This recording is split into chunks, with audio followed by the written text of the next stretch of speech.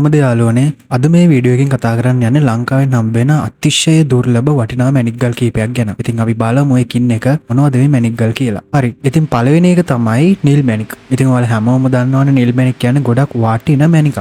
නිල් මැණික් ගැන සරලම කිව්වොත් මේක කොරන්ඩම් කොළයට අයිති ලෝකයේ තියෙන වටිනාම මැණික් වර්ගයක්. දියමන්ති වලට පස්සේ ලෝකේ තියෙන හයියම ඛනිජ විදිහට මේක සලකනවා. විශේෂයෙන්ම අපේ රටේ හම්බ වෙන සිල්වන් සෆායර් වල තියෙන දීප්තියයි නිල් පාටයි ඒකේ තියෙන ලස්සන නිසයි ලෝකේ හැම තැනම ඒවට ලොකු ඉල්ලුමක් තියෙනවා. ඒ වගේම නිල් මැණික් කියන්නේ රාජකීයත්වයේ බුද්ධිය වගේම විශ්වාසයේ සංකේතයක් විදිහට සලකනවා. ගොඩක් අය විශ්වාස කරනවා මේක ළඟ තියාගත්තම වාසනාව ලැබෙනවා කියලා. ඒ වගේම ආරක්ෂාව ලැබෙනවා කියලාත් කියනවා. සාමාන්‍ය නිල් මැණික් අතරින් රොයල් බ්ලූ වගේ පාටවල් වලට තමයි ලොකුම වටිනාකමක් තියෙන්නේ. දෙවෙනි එක තමයි පද්මරාග.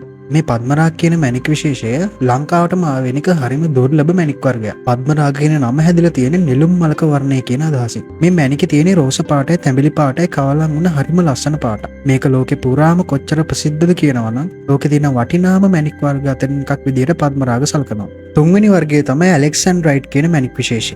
මේ මැණික නම් හරිම පුදුම හිතෙන එකක්. මොකද මේකේ පාට වෙලාව අනුව වෙනස් වෙනවා. සාමාන්‍ය දවල් එළියට කොළ පාටට පේන මේ මැණික රැට ලාම්පු එළිය එකදී වගේ බැලුවොත් නම් තද රතු පාටකට හරි දම් පාටකට හරි හැරෙනවා. ඒ නිසා මේකට දවල්ට මරකත රැට පද්මරාග කියලා කියන්නේ. මේක හරිම මිල අධික වගේම හොයාගන්නත් හරිම අමාරු මැණික් වර්ගයක්. අපේ අන්තිම මැණික් ගල තමයි වයිරෝඩි කියන මැණික් ගල. මේකට ඉංග්‍රීසියෙන් කියන්නේ කැට්ස් අයි කියලා. වයිරෝඩි මැණිකේ මැදින් හරියට පූසෙක්ගේ හැක් වගේ පේන ආලෝක රේඛාවක් තියෙනවා. ඒ නිසා ඉංග්‍රීසියෙන් මේවට කැට්ස් අයි කියලා කියන්නේ. ලංකාවේ හම්බ වෙන කොළ පාට හුරු කහ පාට වයිරෝඩි වලට ලෝකේ ලොකු ඉල්ලුමක් තියෙනවා කියලා කියනවා. ගොඩක් අය විශ්වාස කරනවා වයිරෝඩි පැලඳුවම අපල උපද්‍රව දුර වෙලා ආරක්ෂාව ලැබෙනවා කියලා.